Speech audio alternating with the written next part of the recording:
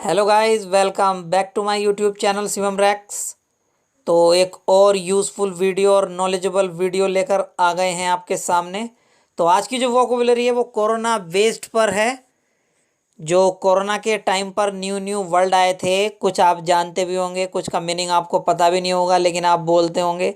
तो आज मैं बहुत ही अच्छे वर्ड लेकर आया हूँ, टॉप 10 वर्ड लेकर आया हूँ जो आप जानते हैं, तो उनका मीनिंग अच्छे से मैं बताऊंगा। तो उस वीडियो स्टार्ट करने से पहले जो भी चैनल पर फर्स्ट टाइम विजिट कर रहे हैं, चैनल को सब्सक्राइब कर दें और बेल आइकन को प्रेस कर दें, ताकि हम इस तरह की जो भी नॉलेजफुल वीडियो बनाएं उसका नोटिफिकेशन आपको सबसे पहले मिले। तो वीडियो स्टार्ट करते हैं।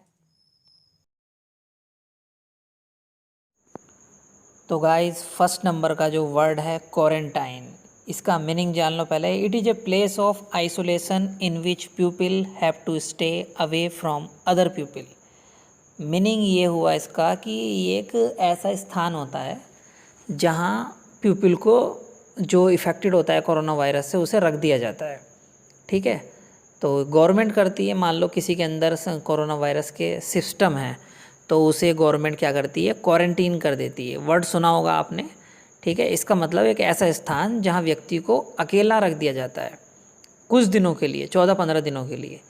कुछ ऐसे भी होते हैं, व्यक्ति सेल्फ क्वारंटीन कर लेते हैं अपने आप को। मान लो आपके अंदर थोड़ा बहुत सिस्टम हुए, मान लो आपको लगा कि यार मुझे खांसी है, जुकाम है, सांस लेने में परेशानी है, भले ही आपको कोरोना के सिस्टम नहीं है आपके अंदर, लेकिन आपको लगता है यार मेरे अंदर ऐसा हो सकता है, तो आप अपने आप को क्वारंटीन कर लो, यानी सेल्फ क्वारंटीन कर लो। तो इसका मीनिंग आप समझ गए होंगे। अब गाइस, नेक्स्ट है इंक्यूबेशन। जो नेक्स्ट वर्ड है इंक्यूबेशन, इसका मीनिंग जान लो पहले।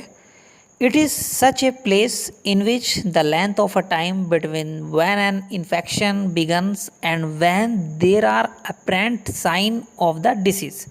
कहने का मतलब ये होता है कि मान लो जब हमें किसी को कोरोना वायरस है और हम उसके साथ में रह रहे हैं, तो हमें एकदम से तो कोरोना वायरस के लक्षण हमारे अंदर दिखाई नहीं देंगे। तो मतलब हम आज उसके साथ थे और 2-3 दिन या 4-5 दिन के बाद हमें उसके लक्षण दिखाई दिए अपने अंदर। तो जब से हम उसके साथ थे और जब हमें कोरोना वायरस के लक्षण मतलब सिस्टम हमारे अंदर दिखाई दिए, तो उतना जो टाइम लगा है, इस टाइमिंग को हम कहते हैं इनक्यूबेशन। तो इनक्यूबेशन का स्टूडेंट आप मीनिंग समझ गए होंगे। नेक्स्ट है गाइस जूनोटिक।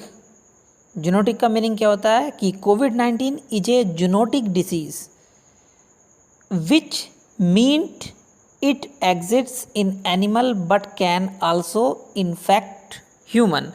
कहने का मतलब ये है कि कोरोना वायरस जो है ये एक एनिमल को प्रभावित करने वाली बीमारी थी। मतलब ये जानवर से हुई थी। जो एनिमल मीन्स जानवर होता है ना, तो ये जो बीमारी थी गाइस, ये जानवर से हुई थी, लेकिन इसने क्या किया, इंसानों को भी इफ़ेक्ट किया, तो इसलिए इसका नाम रख दिया जूनोटिक। तो आप समझ गए होंगे। Next guys novel. नोवल का मतलब होता है न्यू। ये जो कोरोना वायरस जो बीमारी थी एकदम न्यू थी।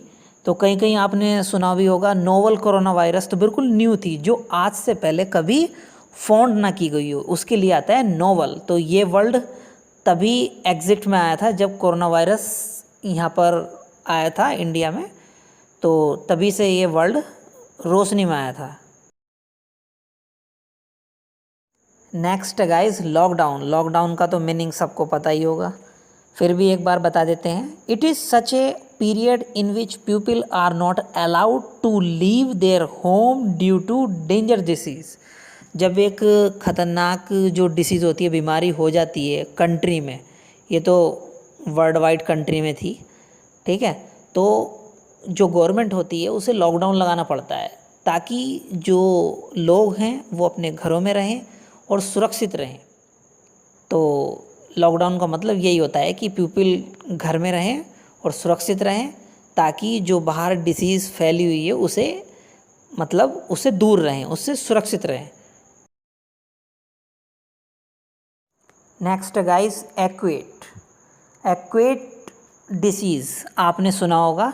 एक्यूट डिसीज़ का मतलब क्या होता है, पहले एक्यूट का मीनिंग जान लो। क्विकली बिकम सीवर, मतलब ये जो बीमारी थी कोरोना वायरस एक ऐसी बीमारी थी जो एकदम से घातक हो जाती थी, इससे व्यक्तियों की मौत हो जाती थी, लोगों की मौत हो जाती थी। तो जो ऐसी बीमारी होती है उसके लिए एक्यूट का यूज़ किया जाता है। तो ये भी एक न्यू वर्ड आया है डिक्शनरी में। तो इसमें देखो क्यूट है, क्यूट का मतलब तो आप जानते हो प्यारी, लेकिन इसमें एक्यूट है तो इसका मतलब होता है कि बहुत ही घातक बीमारी थी कोरोना वायरस, इससे लोगों की जान भी चली गई है। Next guys, face mask. Face mask के बारे में भी आप अच्छे से जानते हैं, फिर भी बताता हूँ मैं आपको। It is a device worn over the nose and mouth to prevent you from breathing in harmful substance such as bacteria और पोल्यूशन। इसका मतलब ये होता है कि ये जो फेस मास्क है, फेस के ऊपर मतलब था हमारे रहता है, जो हमारी नोज़ को ढके हुए रहता है, हमारे मुंह को ढके हुए रहता है, ताकि हम ऐसी कंडीशन में सांस ना ले सकें जो जगह मतलब बैक्टीरिया या पोल्यूशन से इफ़ेक्टेड है, मतलब डिसीज़ से इफ़ेक्टेड है। कुछ जगह ऐसी होती हैं ताकि हम वहाँ सांस ना ले सकें। ठीक है, तो बस यही मीनिंग है इसका। नेक्स्ट है गाइस, कॉन्टेजियन। इसका मीनिंग क्या होता है? It is the communication of disease from one person to another by close contact.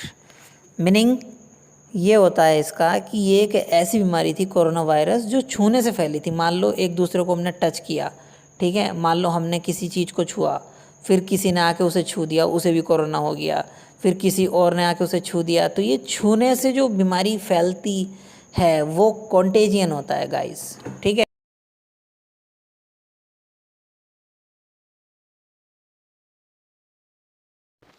Social distancing, इसका मतलब जान लो guys. It is the practice of keeping away from other people as much as possible in order to stop disease from spreading.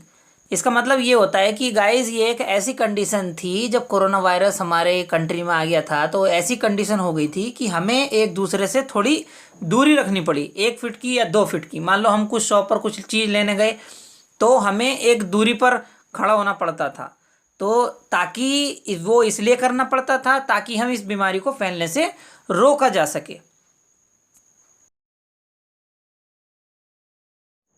And last guys है हमारा कॉर्डन सैनिटेयर। इसका meaning क्या होता है? Actually it is a guarded line preventing anyone from leaving an area infected by a disease.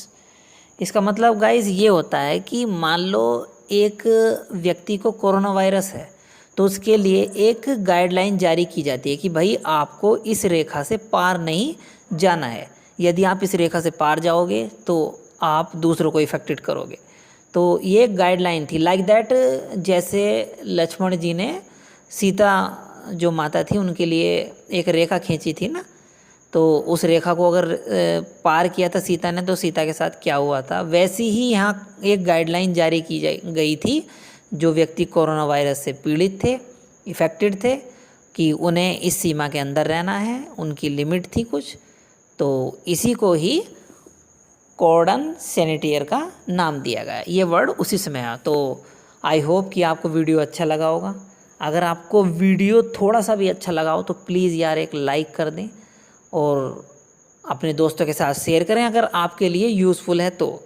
ठीक है, और channel पर फर्स्ट टाइम विजिट कर रहे हो तो गाइस यार चैनल को सब्सक्राइब कर दें और बेल आइकन को प्रेस कर दें, ताकि हम इस तरह की जो भी यूज़फुल वोकेबलरी आपके लिए लाएं तो उसका नोटिफिकेशन आपको मिलता रहे। तो मिलेंगे।